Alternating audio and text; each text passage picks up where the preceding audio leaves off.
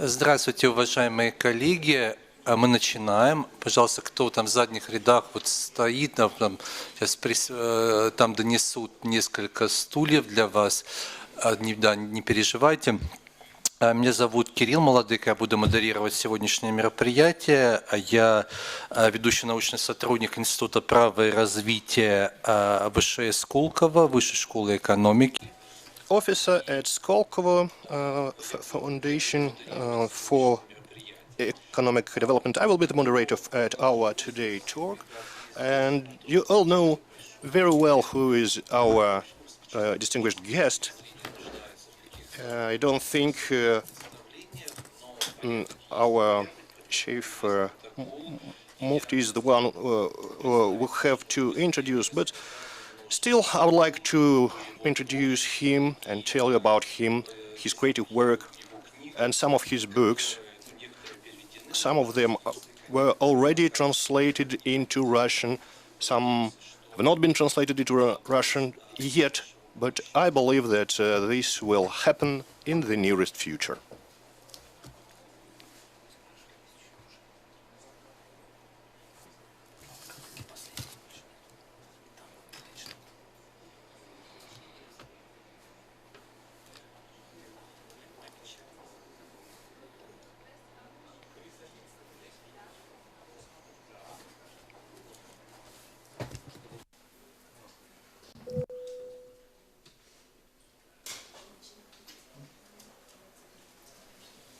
Хорошо. Значит, да, сегодня... So today our guest is the Mufti Sheikh from Pakistan, Abu Muhammad Taqi Usmani, who is one of the most influential people in terms of Islamic finance in the world and fiqh, Islamic law. So if you follow Al-Handri rating, the rating of top 500 Muslims in the world, you will see that our guest holds the 6th position at the moment, and above are people only like His Majesty Korol Abdullah of Saudi Arabia, Ayatollah Khamenei, and Erdogan, and 2 more rulers of the countries. Yes, so, and Mufti Muhammad Taqi Usmani is the 4th of them. So, as a judge, Usmani was the judge in the Supreme Court of Pakistan and really influenced on developing Islamic finance. And we have a special book dedicated to his job as a judge It is not being translated into Russian, but have a look at this book. It's called The Historic Judgment on Interests in Supreme Court of Pakistan. So this is the founding text of judgments, decisions on rebar, wrote by Judge Usmani when he was working for the Supreme Court of Pakistan. And here, of course, you can see his logic as a judge, but he's also an economist and financist. But at the same time, he acted as a judge and reviewed a number of cases in the Supreme Court of Pakistan. And we have here a list of his decisions. I also promised to you that I would show you a book by our guest in Russian. It's called Introduction into Islamic Finance. It was published 3 years ago in Moscow by Islamic Book editorial house.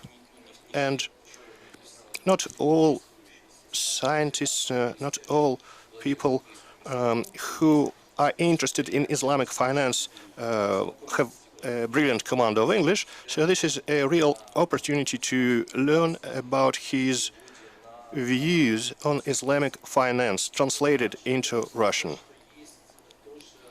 Also, I would like you to see another wonderful book in Russian. It's called Standards of Sharia. So this is how it looks like.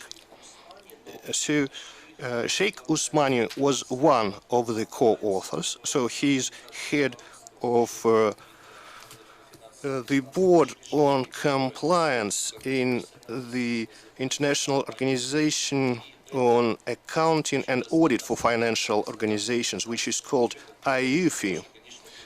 And of course, it also covers IUFI standards.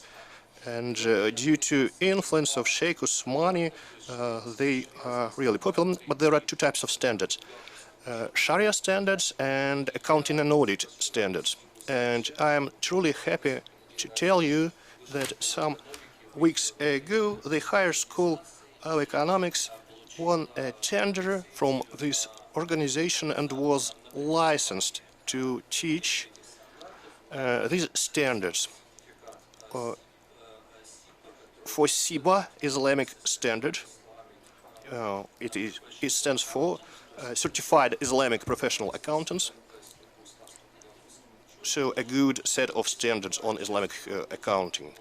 And now we would like to invite our colleagues to translate these standards into Russian so that next year we would be able to open a training center on Islamic standards at the base of the Higher School of Economics.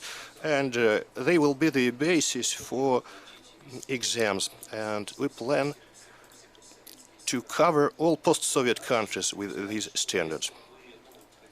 Also, I would like you to have a look at our interpretation, at our view on Islamic standard, on how they can be used here in Russia. So yesterday, in the attendance of Sheikh at our plenary session, we presented your report on how Russia influences on the world food markets, and I think it is available, it is publicly available online, and the Higher School of Economics would always make them public. And in the report, there is a description of Sheikh's views and how Islamic finance can be used, and how traditional contracts in Islamic finance may be interpreted to develop agricultural export to Islamic countries. I have a very long list of titles of our Sheikh Usmani and his books, and if we would go through that entire list, I will waste Sheikh Usmani's time, and I could talk till the morning. But I would like to tell you about 3 or 4 main positions. So our guest is vice rector in Dars-i-Nizami in Darul Uloom, the city of Karachi, Pakistan. He is also head of the World Organization on Accounting and Audit in the Kingdom of Bahrain, and also he is head of the Council on Islamic Compliance in a number of large organizations in the Islamic world. So he was, well, maybe the main of them is Islamic Bank of Abu Dhabi, or Adib in Western terminology. And of course, he's author of many publications. He wrote over 60 books, and some of them were written in Arabic, in Urdu, in English from 1970s, before many of us were born, including myself. Sheikh Usmani was already a renowned researcher of Islamic finance and fiqh. Also, I would like use that opportunity to give the floor to another member of our presidium. I am really happy to introduce to you Lady Madina Kalimulina, who is head of Russian Association of Experts on Islamic Finance, and also a senior research officer in our Institute of Law and Development in the Higher School of Economics, Skopje. Maybe Lady Madina would also like to say a couple of words, and after that we will give the floor to our distinguished guest. And so the total duration of our meeting is 1 hour and 20 minutes, and we will divide it into 2 parts. So 40 minutes when we will have the lecture of our guest, and then he will have the chance to answer questions from the audience. Assalamu alaikum, welcome everyone. On behalf of the Russian Association of Experts on Islamic Finance, we are happy to introduce Sheikh Mufti Muhammad Taqi Usmani here in Moscow and the project of the Higher School of Economics. Rest the hope that this is not the first visit of our distinguished guest, but one of the first visits focused on implementation of the project, as Kirill said, on how Islamic financial tools could be used to promote Russian food export, including halal food export, which has high potential. And we look forward to your advice, your knowledge of people, the scale of Sheikh Mufti Muhammad Taqi Usmani to resolve questions we face in this project and maybe subsequent projects. And I feel sorry for wasting a little bit of your time. And now I would like to hand it over to you. Yeah, a couple of minor remarks. Madina is very modest, and he did really huge job on our tender with the Ministry of Agriculture, which the Higher School of Economic won. And it had to do with the development of the federal concept of developing Russian exports of halal food. And of course it was a team work with a number of scientists from the Higher School of Economics, and the contribution of Madina into the project can hardly be overestimated.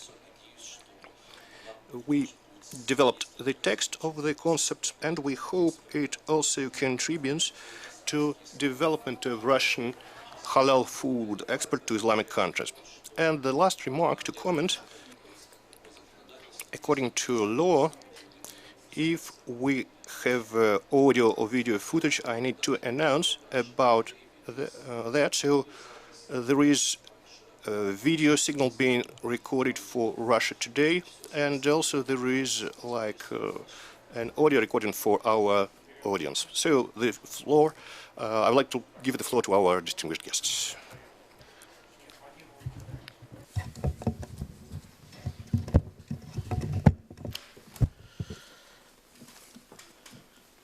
بسم الله الرحمن الرحيم الحمد لله رب العالمين والصلاة والسلام على سيدنا ومولانا محمد خاتم النبيين وعلى آله وأصحابه أجمعين وعلى كل من تبعهم بإحسان إلى يوم الدين. أما بعد, my dear Mr. Professor Krill, Ms. Medina, and the respected participants on this occasion, I greet you with the Islamic greetings. Assalamu alaikum wa rahmatullahi wa barakatuh. It means that peace be upon you and Allah's mercy and Allah's blessings. These are the words we speak when we meet a person to greet him.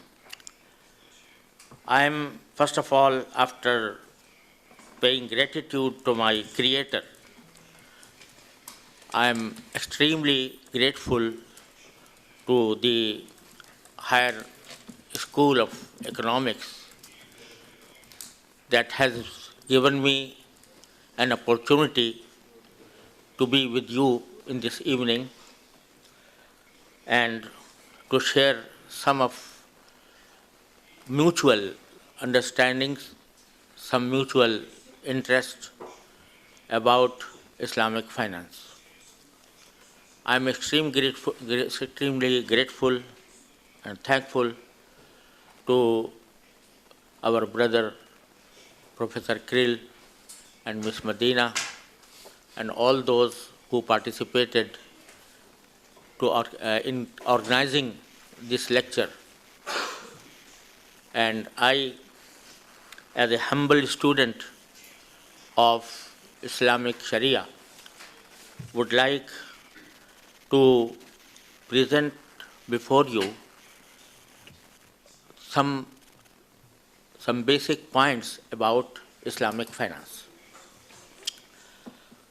First of all, Islam perhaps is the most misconstrued and misrepresented religion in the globe. There are many misconceptions about Islam that spread all over the globe since last 10 or 15 years.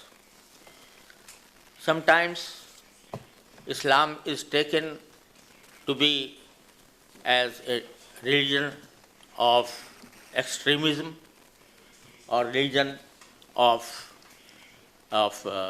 fundamentalism, etc. As you noticed that our first sentence that we pronounce when meeting each other is peace be upon you and Allah's mercy and Allah's blessing. So therefore, this is in fact quite contrary to the concept of the developed some years ago about Islam. The second misconception is that Islam is taken to be only a religion in the sense that it has some dogmas and some rituals that are followed by Muslims. In fact, this is not true. Islam is a way of life that has been given by our Holy Prophet Muhammad sallallahu alaihi wasallam through the revelation from Allah, the creator of this universe, by Holy Quran and the practices and sayings of the Holy Prophet Muhammad sallallahu alaihi wasallam. So it is not restricted to perform some rituals, some ways of worship in the mosques, or fasting during a particular month of Ramadan, or performing Hajj, a pilgrimage to Mecca and Medina. Although these are the basic pillars of Islamic religion, but it is not restricted to these ways of worship. It is a way of life which governs each and every aspect of our daily life.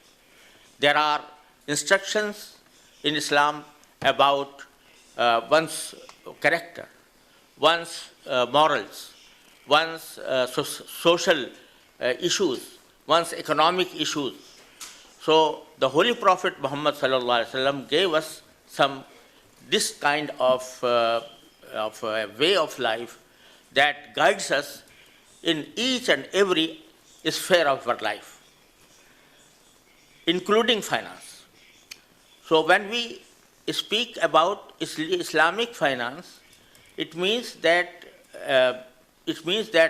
our financial system must be in consonance with the basic principles given by our Creator through our Holy Prophet Muhammad sallallahu alaihi wasallam.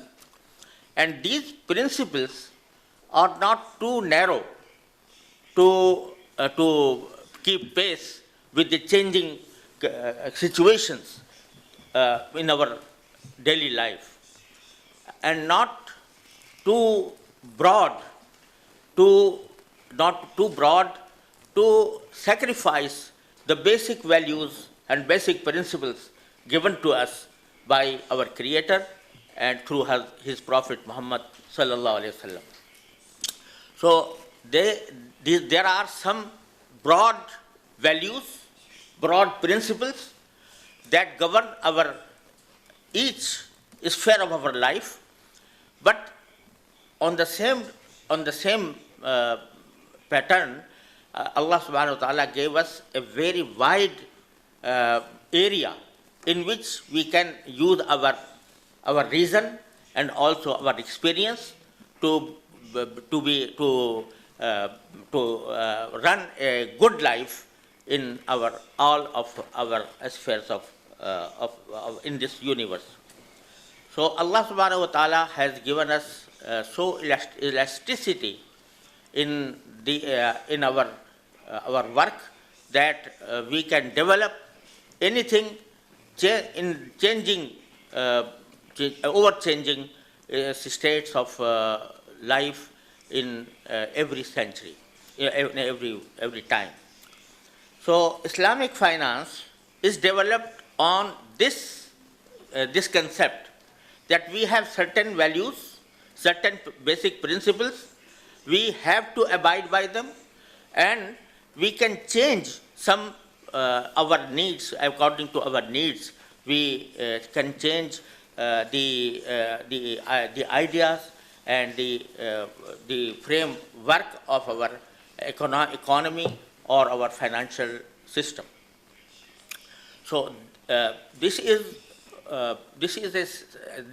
something that brings an economic system or financial system that may be the solution of many of our economic and financial problems. To begin with, I'll request my audience that, alhamdulillah, in this part of the world, in Russia, you have tasted and experienced different systems of economic life. You have experienced at the beginning in Russia market economy, and then you had experienced planned economy, and again you are now in a mixed economy, which has sometimes it may be called a market economy, and this with certain restrictions or certain certain conditions.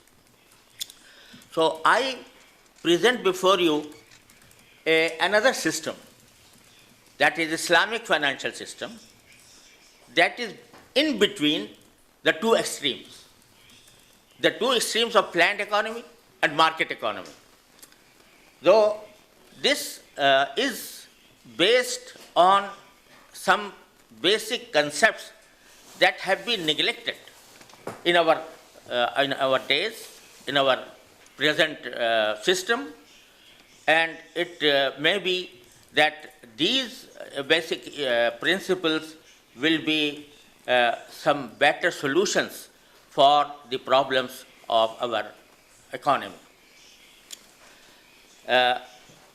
First of all, when we speak of Islamic finance, we must take into account the nature of money, because all the financial systems revolve on money. So first of all, we should understand what money is and how to deal with this money.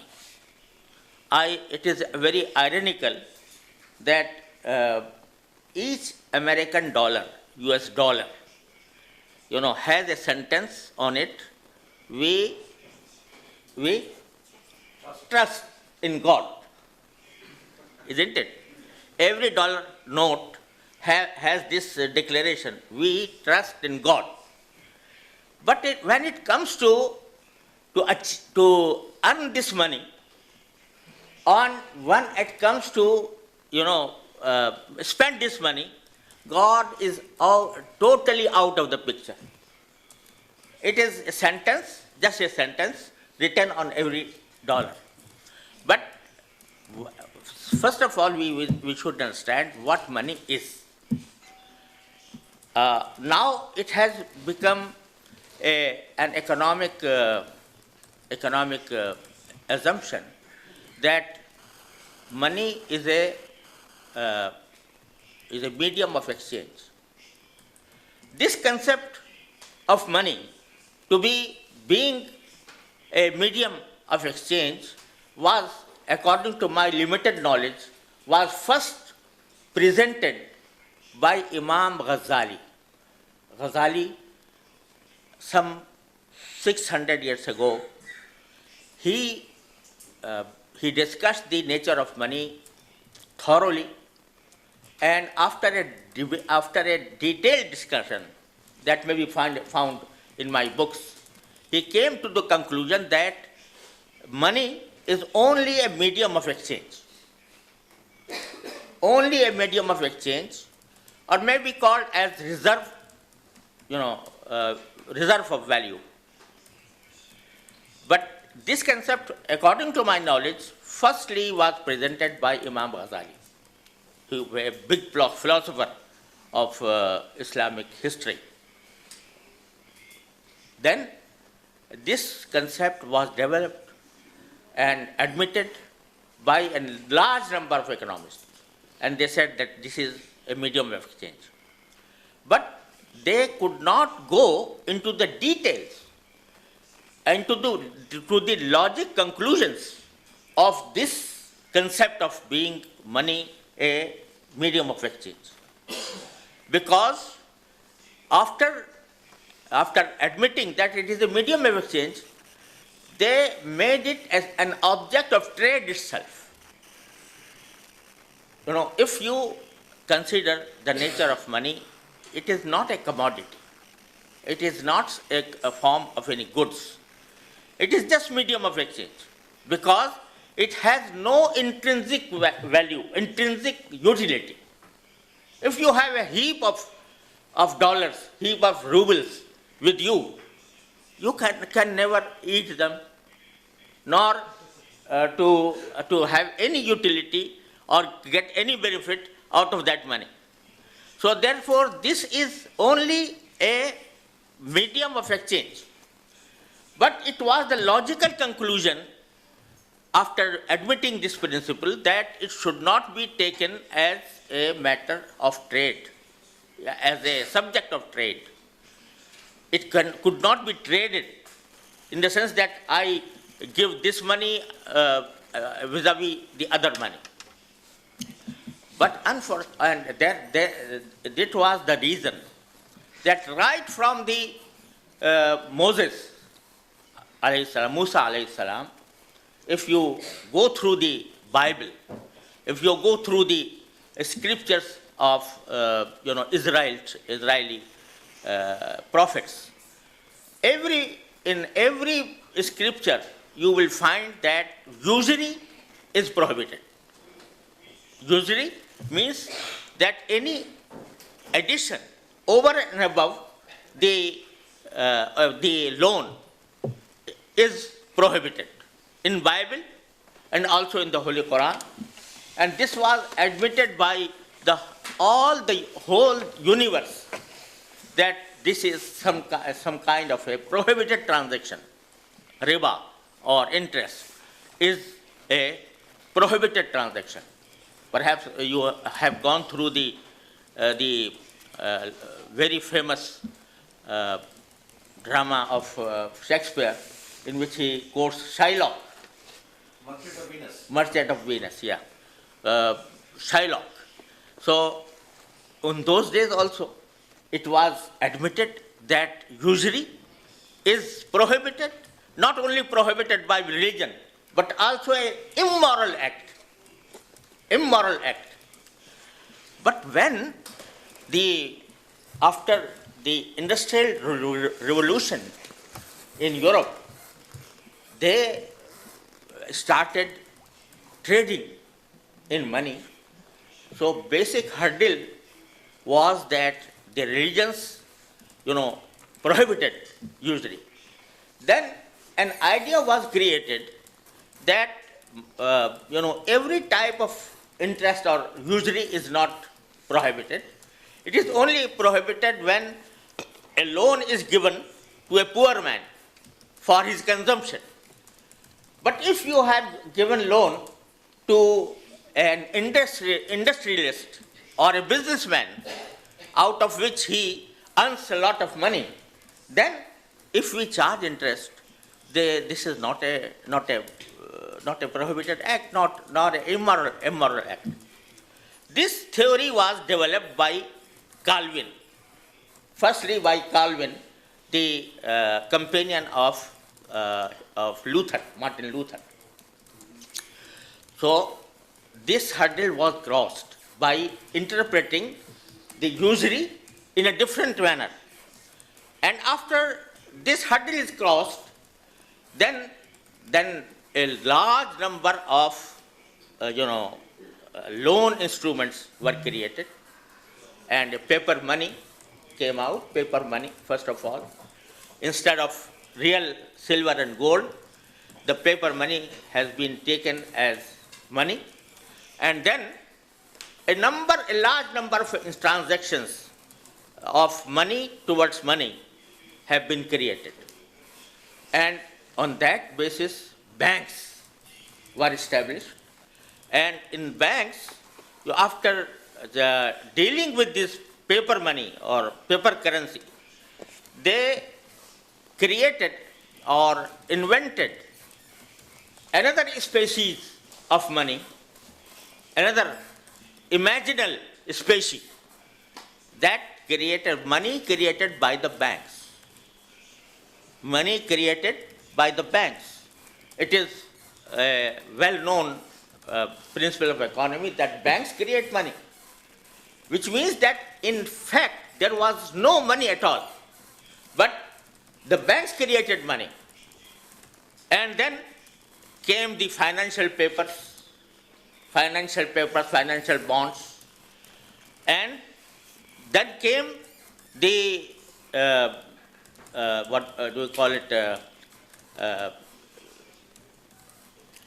derivatives. Financial papers, derivatives. And derivatives, what are being traded in the whole world. And I may quote an economist who says that these derivatives, which have no intrinsic uh, intrinsic commodity behind them. These are only options, futures, swaps, all these things. There are this the total the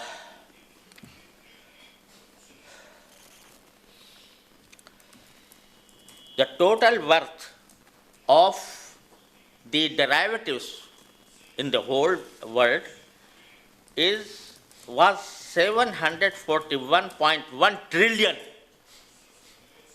741.1 trillion in 2008 when I wrote this article, while the total GDP of the entire world was only 60.6 trillion.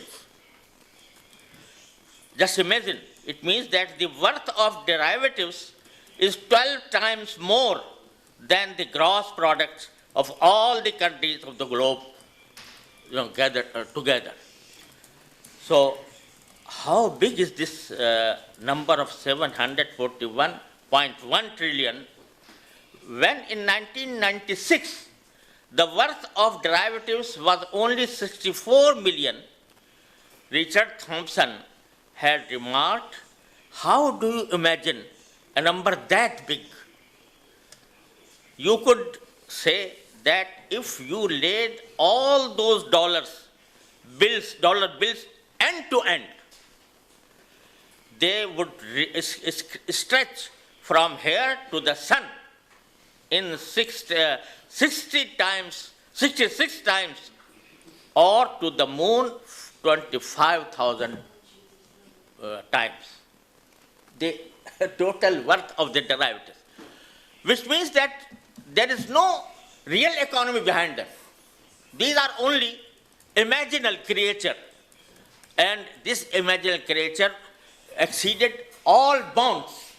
And if you calculate, you will find that the paper currency, which is also debt-ridden, that paper currency, in compared to the total money supply, paper currency is not more than 3%.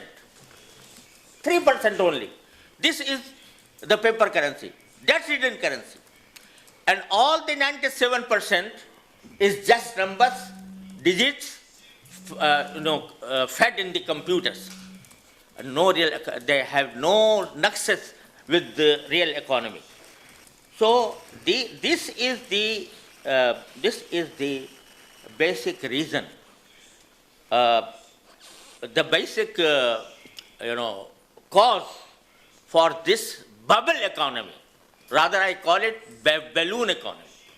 Bubble is a small one, is a small thing, but now it has become a balloon, and this balloon can be burst anytime, and it really burst in 2008, and the whole economy was destroyed because of these artificial instruments that has been created out of riba, out of interest. So, therefore, the basic reason, in my opinion, for this situation is because of riba, interest-based transactions, which have been prohibited by the Holy Quran and Sunnah of the Holy Prophet sallallahu alaihi wasallam. Now, a pertinent question may be raised here, that if we disallow interest, now the economic life depends on banks and financial institutions.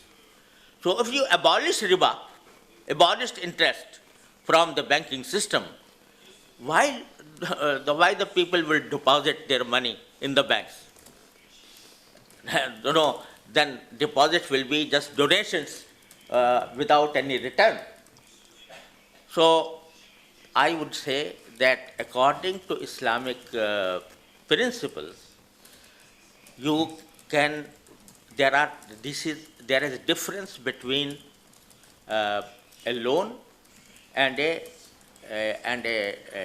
commercial transaction. Loan is only to help someone without charging anything over and above. If you give a loan to a person, you must decide whether you are helping him, assisting him, or you want to earn profit through that.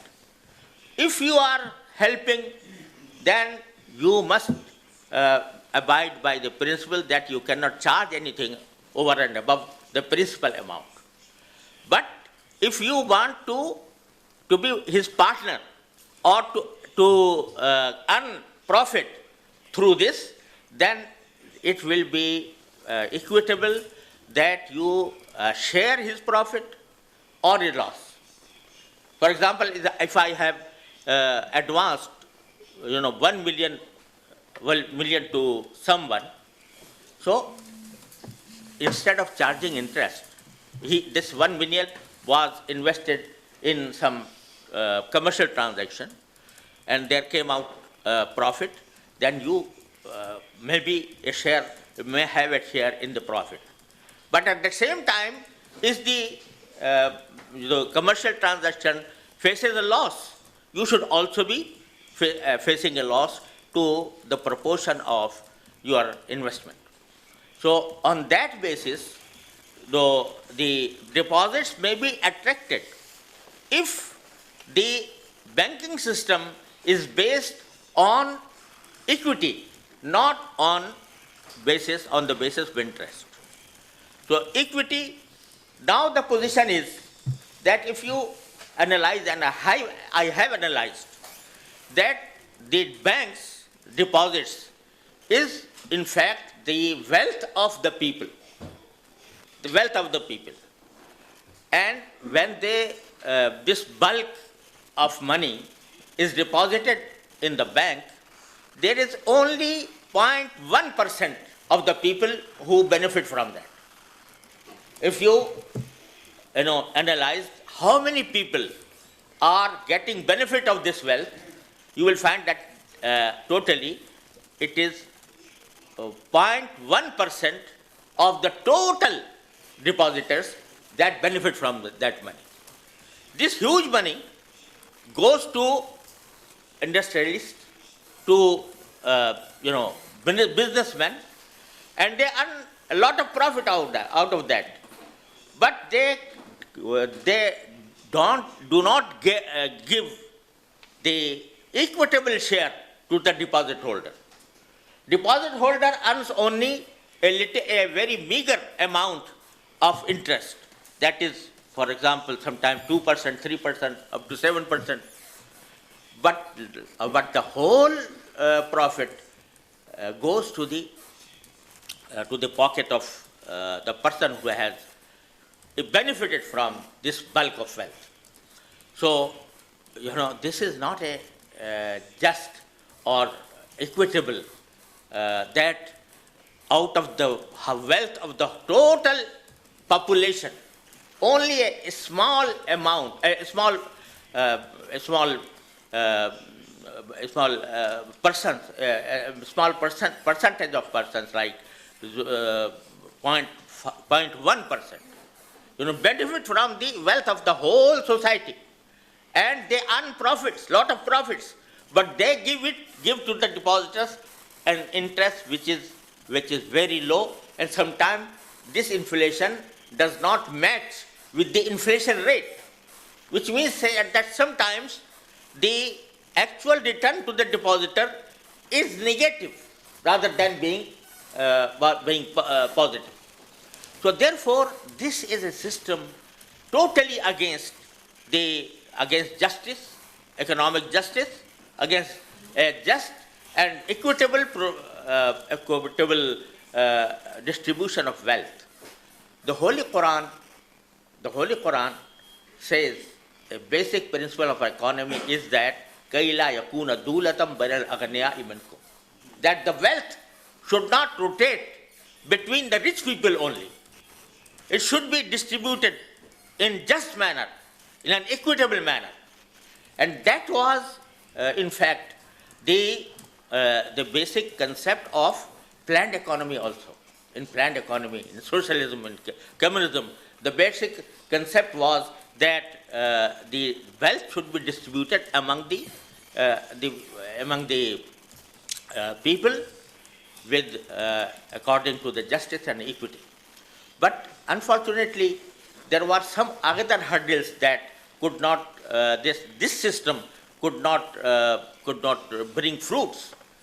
But in the Islamic system, market economy, in the sense that market economy is no doubt accepted by the Holy Quran.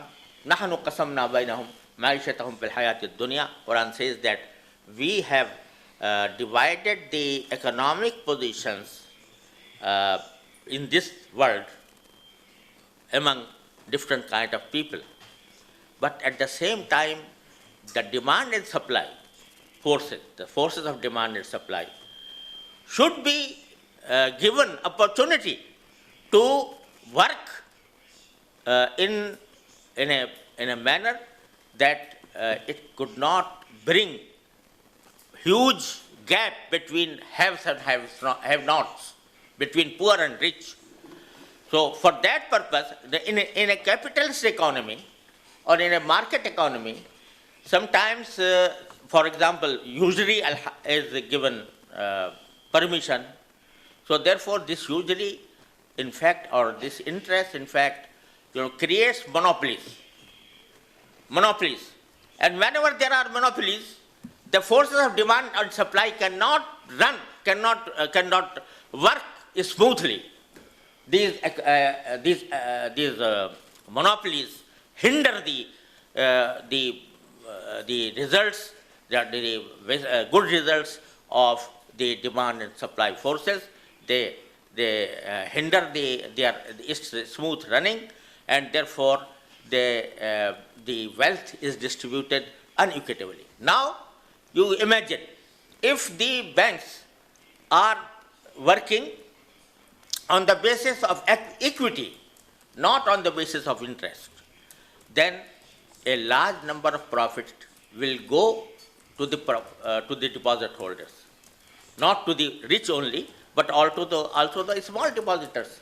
They will enjoy some parts of the profit that is enjoyed by the industrialist and capitalist people.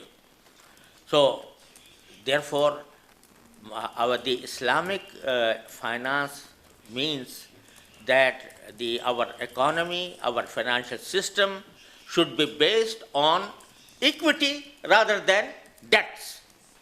So debt is not a good thing. The Holy Prophet Muhammad sallallahu alaihi wasallam, it advised the people not to be involved in taking loans or taking debts, etc. So instead of that, he encouraged the real commercial activities on the basis of equity. Now there comes a question that in some cases we can apply equal participation in profit and loss, that is musharaka or partnership. But there are many other fields in which this participation in profit and loss cannot work. For example, consumption loans or personal loans. In these loans, for example, one takes a loan to acquire a house to live, or acquires a loan to buy a car. So these are consumption loans in which no participation or no partnership can be the solution. In that situation also, Islam has given certain modes of financing. For example, the basic concept in Islamic finance is that money cannot be traded with money. Only in cross-border transactions. So, money cannot be traded in, but money can be used to purchase or sell some commodities. So instead of giving a loan, if you sell something to a person, adding a profit to it, there is no bar, there is no prohibition. And therefore, we have in Islamic finance some instruments other than, musharaka, that is participation in profit and loss. That is murabaha, for example.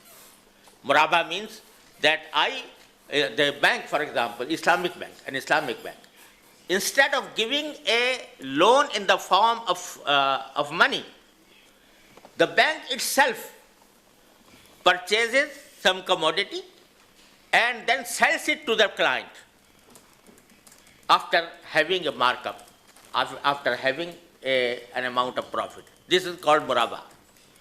So the basic difference between the two is that the interest transaction is money versus money. Money versus money. And here in Islamic transactions, it is money against commodities. And it is the principle that has been enshrined by the Holy Quran by saying, Ahallallahu al-baya wa harrama al-riba. That Allah subhanahu wa ta'ala has allowed sale, but He has prohibited riba, and interest. So if you do a sale and enter into a sale transaction, you are allowed to earn a profit. If the market is competitive, then you can charge a reasonable profit out of that sale. But if you trade money versus money, this is prohibited, because all these results that I have explained earlier have been created by the transactions of money versus money. So therefore, Allah subhanahu wa ta'ala in Holy Quran has clearly defined that bay, yani sale, is halal, is permissible. But riba, that is interest, is prohibited. So this is another form of our mode of financing that is being used by the Islamic banks.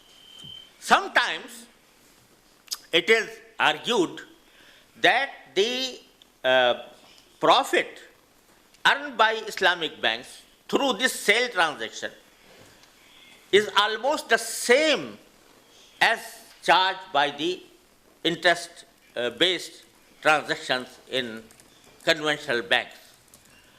But, although it is a reality,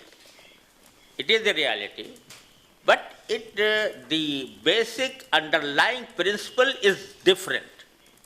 Underlying principle is that you cannot earn money without involving yourself in the real economy. Sale is a real transaction, is a real economy. And conversely, the interest is a transaction, money versus money, that is not allowed.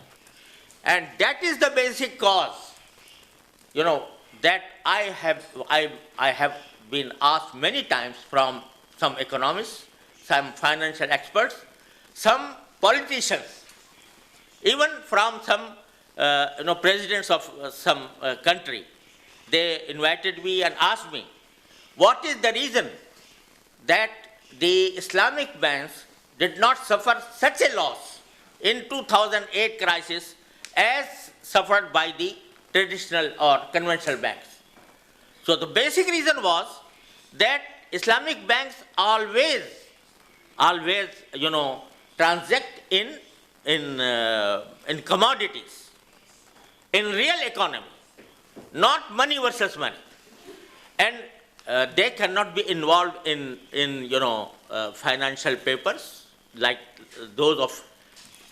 They may have some sukuk, but there is another concept.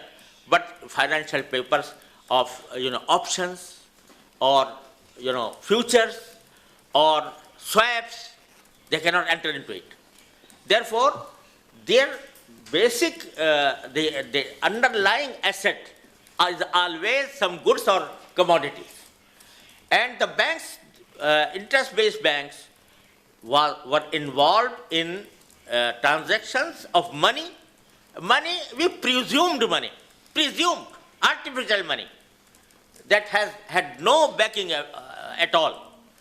So this was the basic reason that Islamic banks suffered less during the financial crisis of 2008. So therefore, our Islamic finance is something to be learned and to be studied, to be researched, and to be experienced. And this is not, sometimes it comes to one's mind that Islamic finance is, relevant for Muslims only, while the truth is otherwise. Islamic finance is not restricted to Muslims. It addresses the needs of the humanity at large. No? Okay. So it needs the humanity at large. So therefore, implying or applying Islamic finance should not be taken as something religious only. It is for the betterment of humankind. And therefore, we are educating people to consider, to study this kind of finance. And inshallah, I hope that gradually it will be in the betterment of humanity that we experience Islamic finance. And I am again very much grateful to the Higher School of Economics that has given me this opportunity to talk or to say a few words about Islamic finance, and I hope that an outline of the basic principles has been given by me in this short lecture. But if you study deeply, you will find that inshallah it will be beneficial for the whole world.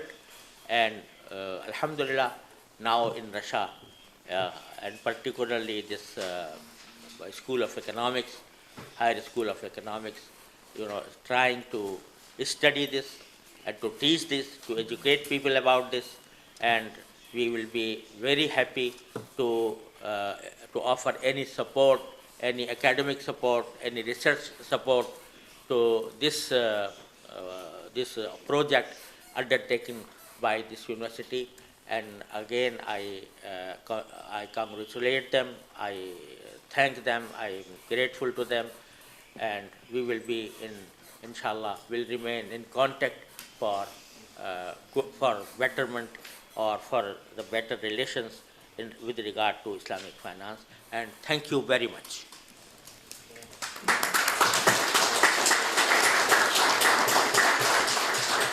Я хочу сказать, что для меня это очень важно, что именно I would like to tell you that the statement that Islamic finance is not just for Muslims is very important from me. Of course, there is a religious component, but we cannot just talk about religious here in a secular university. We should not argue about which religion is better. It cannot be subject of discussion in a secular educational institution. But from the functional, instrumental use of the principles, and so it's like Arabic numbers and Roman numbers, but Arabic numbers won because they were more convenient to use technologically, and we use Arabic numbers not being supporters of some movements in radical Islam, and this can also be said regarding contracts. So if the financial constructions of the Islamic world, if they are more efficient, if they are more honest than some concepts we have in Anglo-Saxon world, then I believe we need to use them. Because, of course, financial constructions in Anglo-American world, in UK contract law, if we would talk about the legal component, so they didn't lead to anything good to our world. So if we would start use Islamic law and Islamic finance just as tools, as a practical tool, it can be helpful because it will make our financial system more healthy. And also regarding money and cash flows. Well, you know, sometimes on some events, moderators abuse their rights and ask the guests many questions, and but this is not what we're going to do here in the High School of Economics. Your questions, please.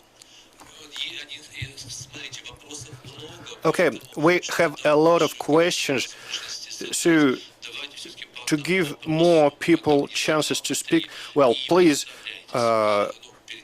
introduce yourself and ask just one question.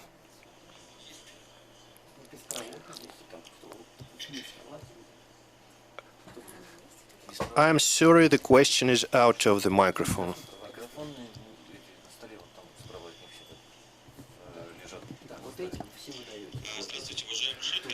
Distinguished Sheikh, I'm happy to welcome you here in Moscow. I'm Beslan.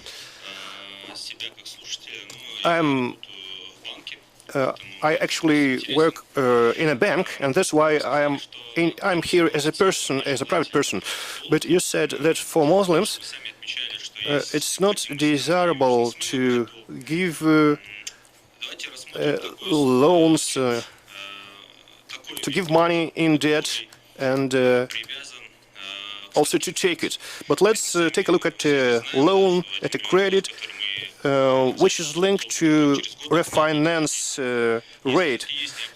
Well, you know that if you borrow $1 million today, in 1 year's time, it will not be the same $1 million.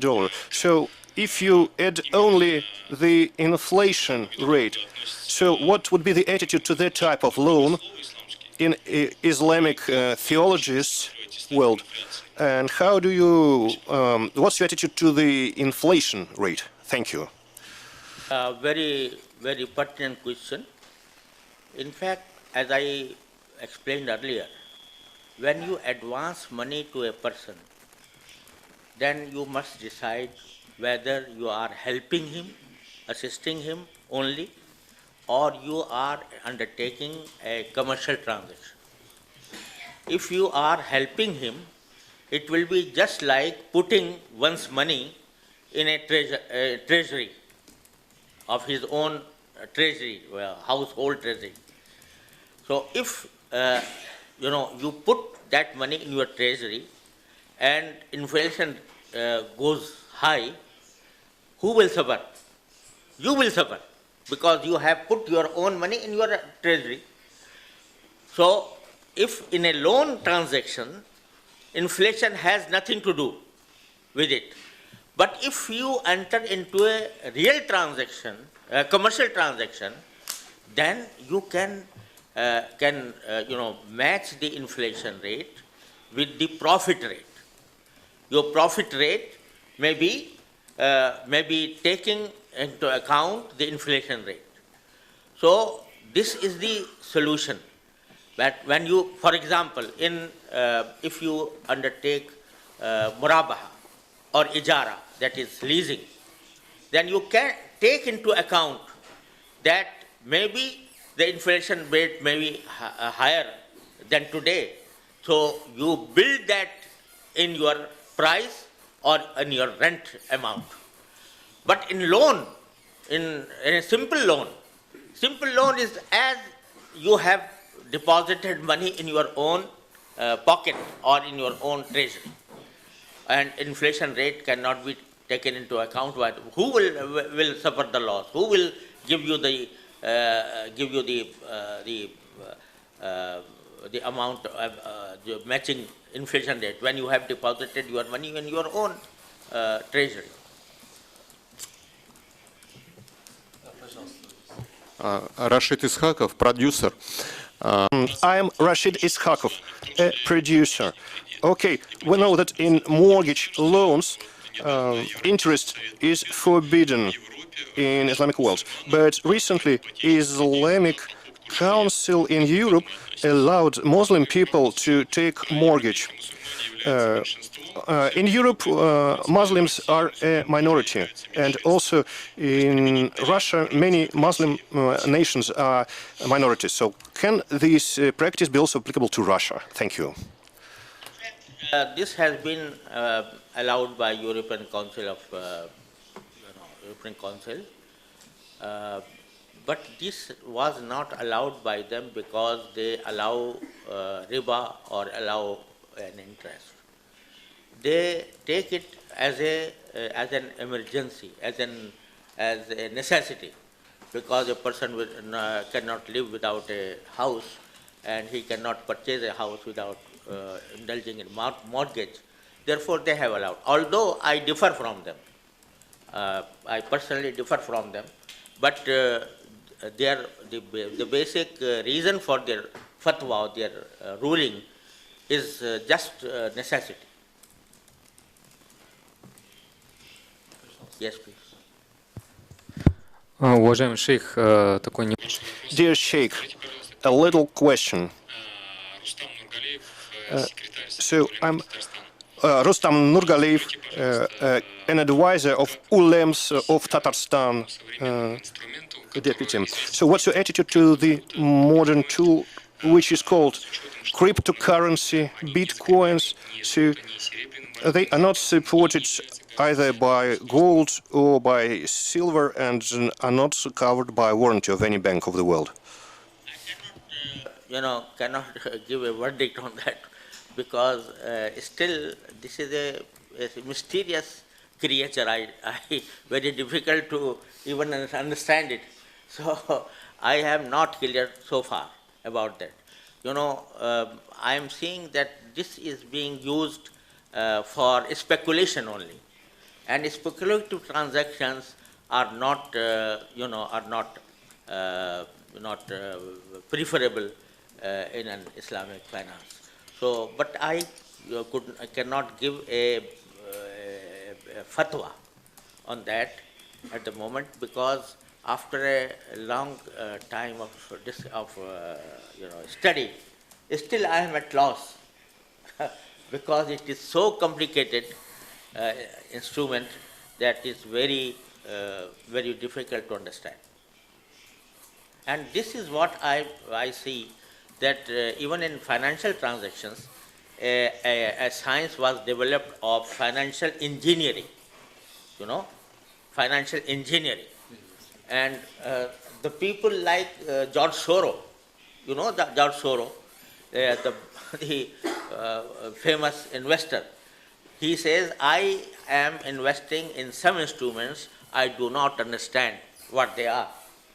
So this is also this type of the thing that I cannot comment with certitude.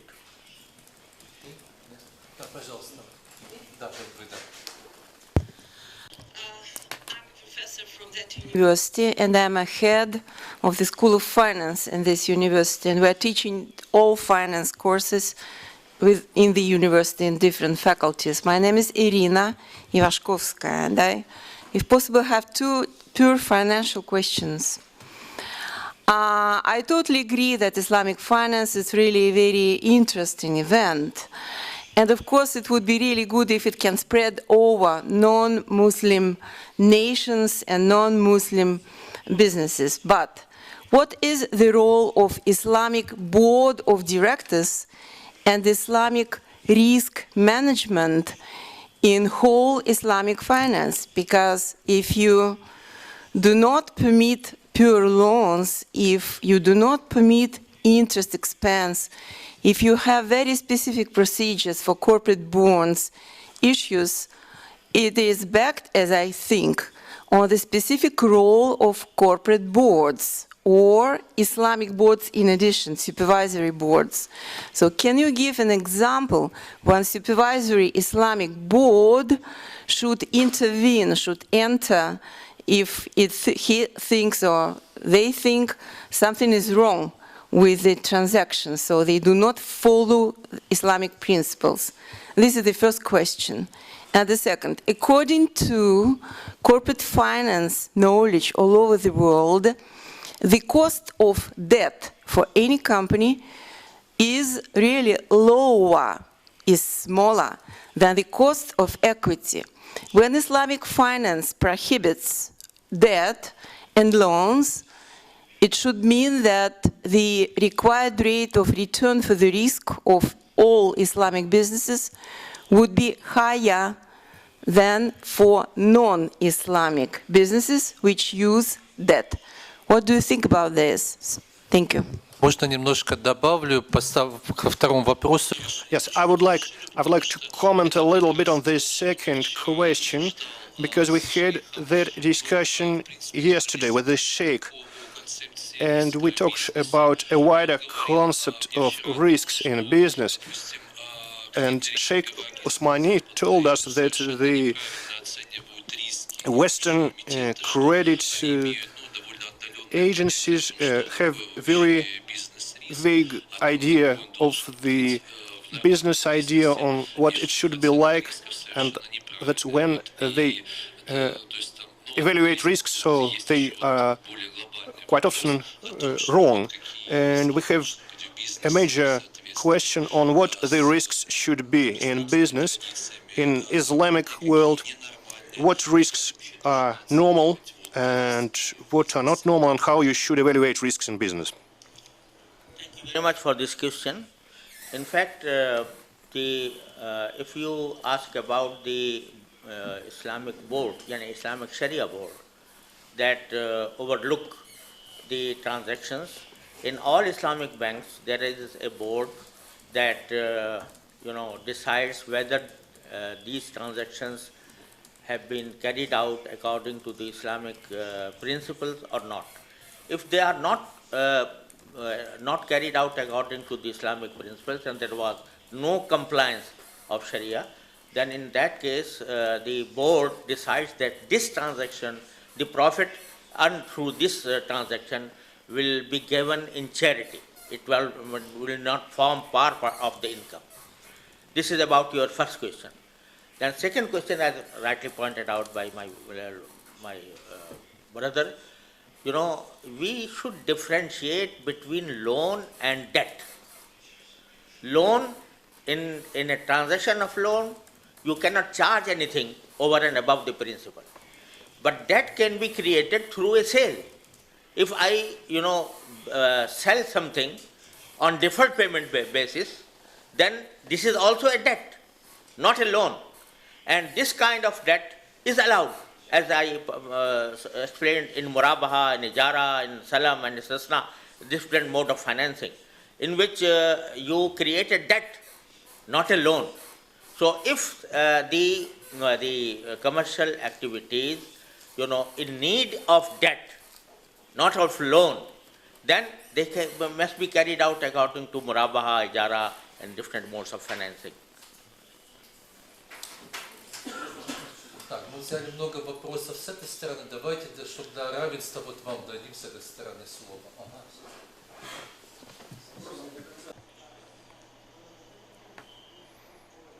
Да, пожалуйста, спрашивай. Okay, feel free to ask, please.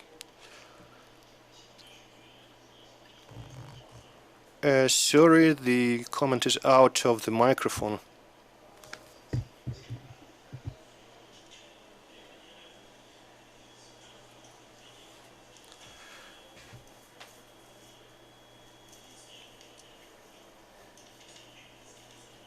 Okay, could you please ask the speaker to repeat his question in the microphone?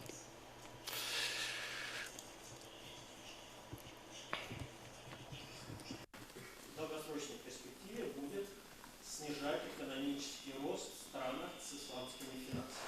This is not, his voice doesn't go to the.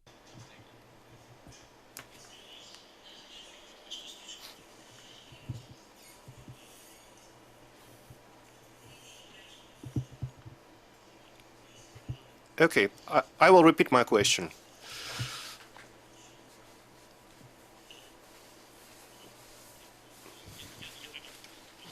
Okay, I repeat my question with your permission. Is my understanding correct from cases and examples you gave us that the system of Islamic finance would provoke higher transaction-related risks, and in the long-term run, it can lead to a situation when the economic development speed could fall in Islamic countries. But on the other hand, if you are saying Islamic finance are more just and they contribute to equity, then why in Islamic countries we see also a big social gap? Sometimes it's higher than in Europe. Thank you. Very, very good question. In fact, I have discussed the concept of Islamic finance. Unfortunately, in most Islamic countries, the Islamic finance has not been applied so far. Even in some countries like Saudi Arabia, like Pakistan, the proportion of Islamic financial transactions is not more than 15% in Pakistan. In Saudi Arabia, it is said that it is over 80%, but I am reluctant to accept this. And in some Islamic countries, for example, in Egypt or some other countries, the proportion of Islamic finance is very negligible. The basic cause is that the Western financial system is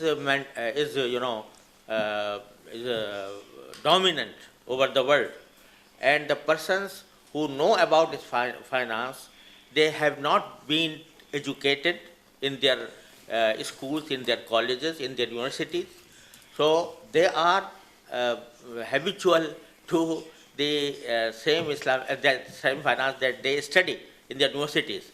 So the concept of Islamic finance has come, some 30 years ago, because some people felt that we should avail the opportunity of Islamic finance. So many people, even in Islamic world, many governments, many states are reluctant to, because they are not fully aware of the system.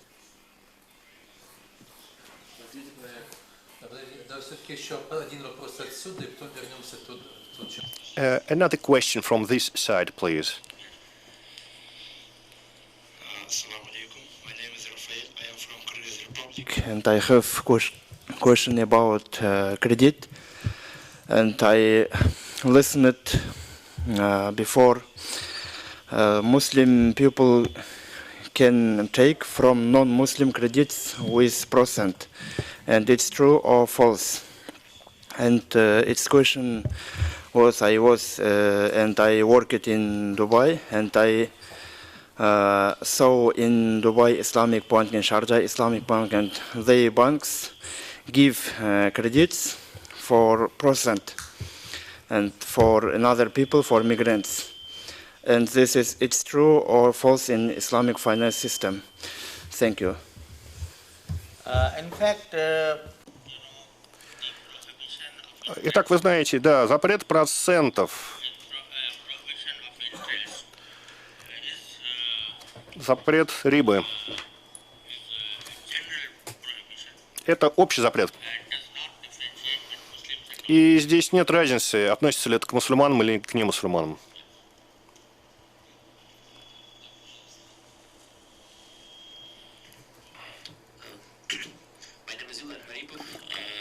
I run an investment company here in Moscow, investment fund.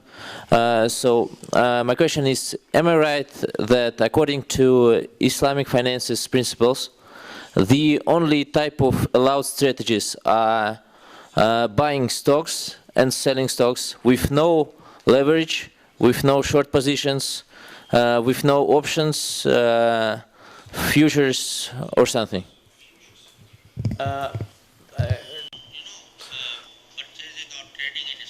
Вы знаете, да, я не говорю о торговле акциями. Она разрешена при соблюдении ряда условий. И мы разработали наш исламский индекс в США. И у нас есть специальный индекс ценных бумаг. То есть, значит, некоторые акции некоторых компаний на некоторых условиях можно приобретать. Да, но вы правы, чтобы не было продажи через короткий срок, и не фьючерсы, а вот спотовые сделки могут быть разрешены. И у меня была дискуссия с экспертами на эту тему, с бизнесменами. И мои коллеги утвердили этот исламский индекс акций. Мы разработали ряд условий, и с этими условиями вы можете ознакомиться через интернет.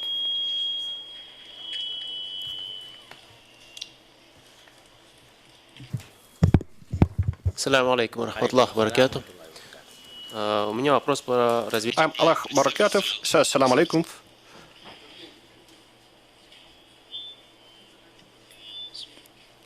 В России, даже в Москве, имеются сложности. Okay, could you please? I am from Moscow Islamic Institute Shakirov. In Russian Federation and even in Moscow, you have restrictions on finding projects favorable for Muslims.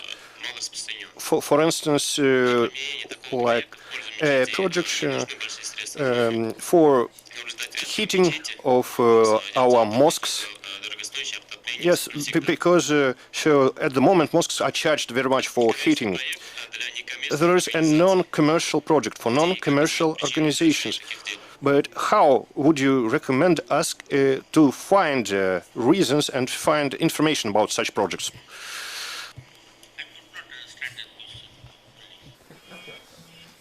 I can explain. The point is that there are some potential investment projects or social projects that need finance, and for example, for the development of society or particularly Muslim society.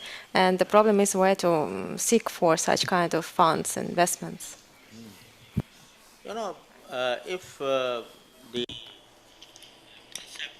Итак, если концепция исламских финансов truly understood, there may be that you may develop your own financial institutions based on Islamic finance. So in that case, you can use the funds from those institutions.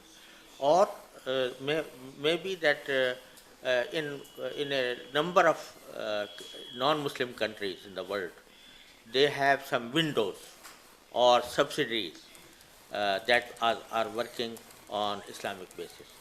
So therefore, we hope that this concept is, if this concept is accepted in this country, and I hope that it should be, then inshallah you will have some institutions to fund your projects, inshallah. Давайте я как модератор задам один вопрос, и потом возьмем еще два вопроса из... Okay, I would like to ask one question as a moderator, and then we will take two more questions from the audience. So my question to our distinguished sheikh as a moderator is, here in Russia, who work with civil law, there is an old discussion about who owns the money, which is deposited in the bank? Is it the client or is it the bank? If the bank is, what's the reason for requirements В связи с этим у меня of the investor, of the account holder to the bank? So the question to you about Islamic banks or another Islamic institution, who is the owner of the money invested there? There is a big difference between conventional Islamic banks in this respect. You know, in conventional banks, the money is owned by the banks in the sense that they have taken something as a loan, or the people have deposited their money. They have taken it and they invest that money to others. So, but in Islamic financial system, the deposits on, I am speaking of investment accounts, not of current accounts. Current accounts are in both kind of banks are owned by the bank itself. And in the investment account, on basis of mudaraba or mudaraba normally, so they are owned by the depositors, and the bank acts as a mudarib, as a working partner for the investors. This is the basic difference between the two. Представьте. Микрофон, микрофон. Alexei Kovalenko.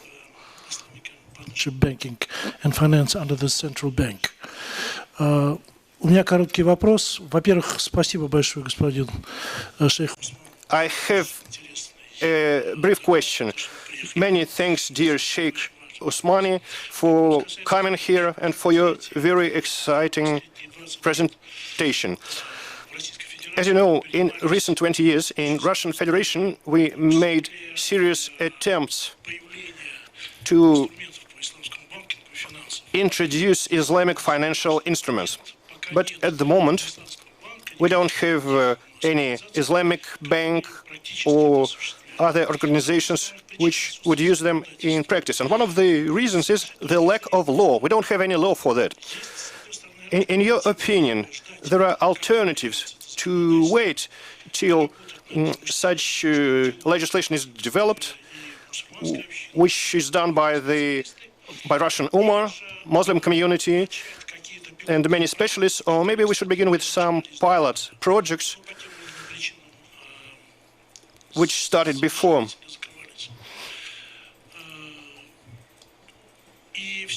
And maybe try to open a window, an Islamic window in one of the banks, or to begin Islamic windows in insurance business or in investment business. Thank you.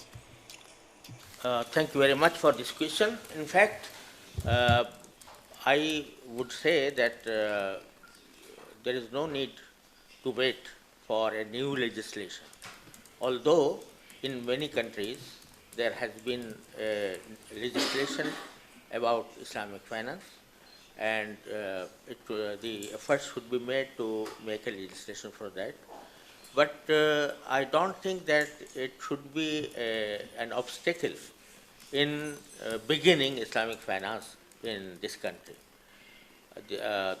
I think that if you establish a bank, there are many obstacles, legal obstacles. Then, but if you, for example, start with an investment company rather than a bank, then it may serve the purpose of many people. Or if you establish a certain fund or a certain portfolio, so you can start with the Islamic finance through that. And the second, as for the Islamic window, it will need some amendment in the law, legislation.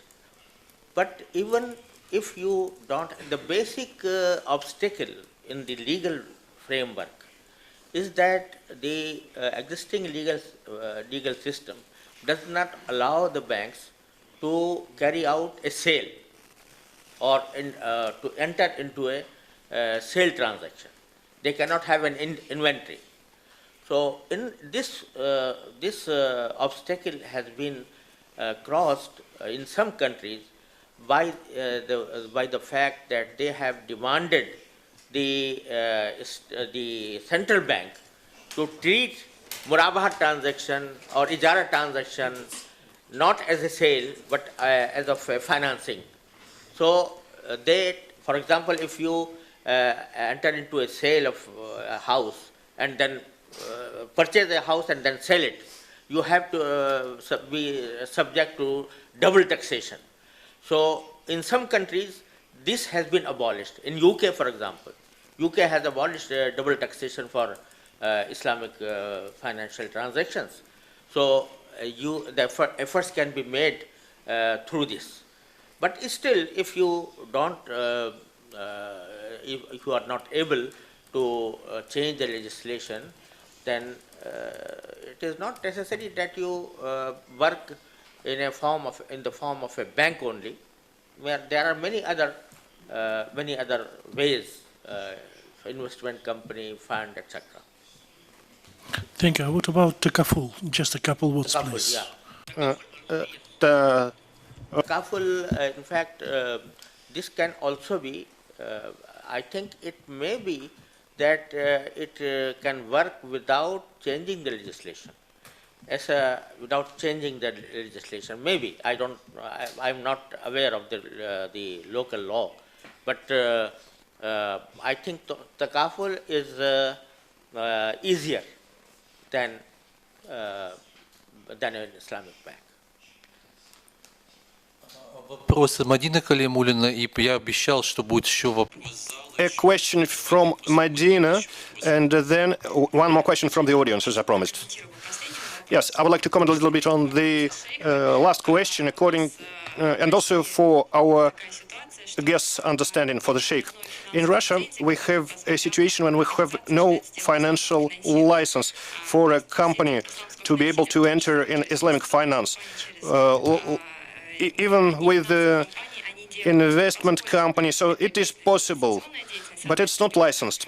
So people like depositors, they do not have so many confidence and trust to the companies. Although we have such companies and they are developing little by little.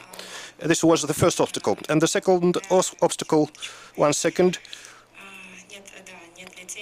that you have no trust without a license.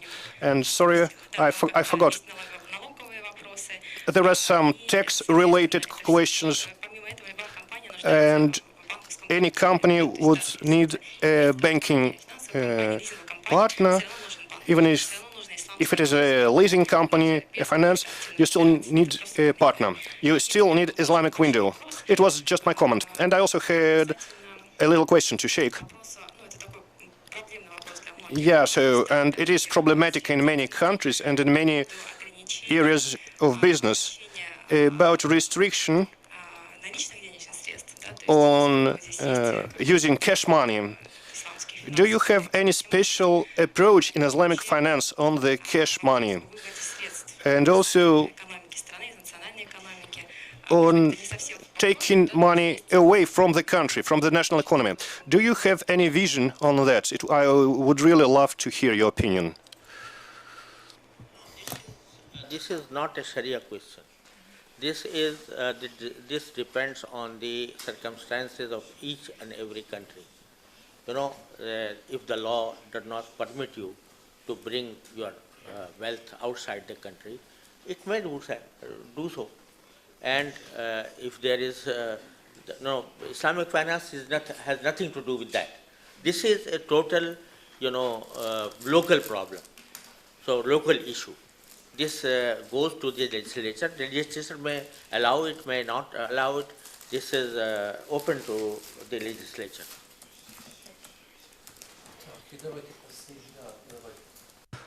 Okay, and now maybe now a couple of two more questions.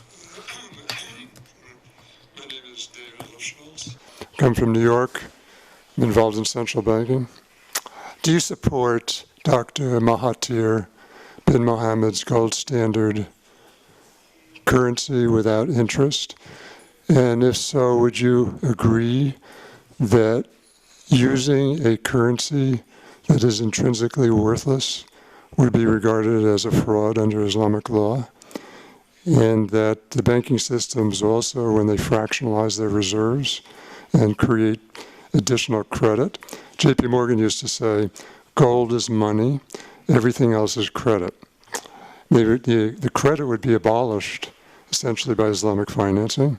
So it would seem that you would only have gold left, and that if anybody wants to invest, you wouldn't need an Islamic bank, you would just invest your gold in the company, and you could abolish the entire banking system. Perhaps I have explained a little earlier that it is only loan that cannot earn interest from Islamic financial system, but there should be a difference between loan and a debt transaction. Debt transaction is not restricted to a loan. Debt transaction or credit transaction may be of a sale. For example, if I sell some commodity on deferred payment basis, this creates credits. This is a debt over the client. So I am not saying that debt should be abolished totally. I am saying that in Islamic finance, preferable instrument is equity. But if there are needs for debts, then debt may be created through commodities, not through money. Money should not be traded with, money versus money is not a current. You can have interest just as well on a commodity. I think they call it tarbit. You can have interest as much there as you can have on money, on gold. Yes, but I have explained in my my submissions that if a credit, earns a profit where the underlying asset is a commodity, this is something very different from earning a profit over money only.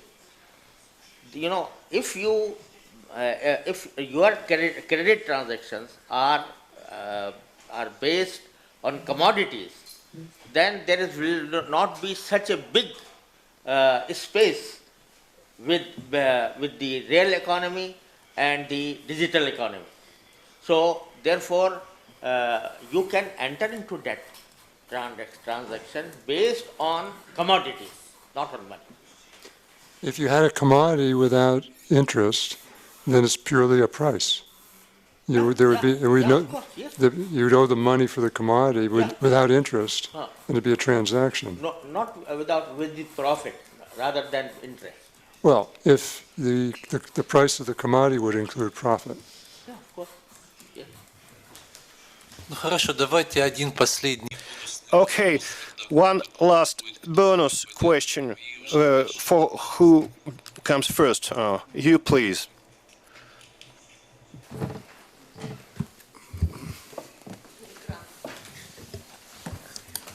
Ассаламу алейкум ва Alaikum assalam. Добро пожаловать. Welcome to Russia. I'm Daoud, and I've been working for many years in banking world. So recently I changed the job, and I would like to ask you, what would be your attitude if a Muslim person would work for commercial banks or for public banks? And also, I helped some Muslim people to find a job. So, is I responsible for them? In fact, today it is very difficult for a person who wants to live in this world that he lives without a bank. So, I do not say that all relationships with bank are prohibited. No. You can deposit your money in current account. You can deposit in a saving account, and in that case, as a Muslim, you have to give the interest for charity, not to form part of your income. But so far as the job in a bank, if you are not directly involved in charging interest, okay, then you can have a job, a kind of, as a Muslim.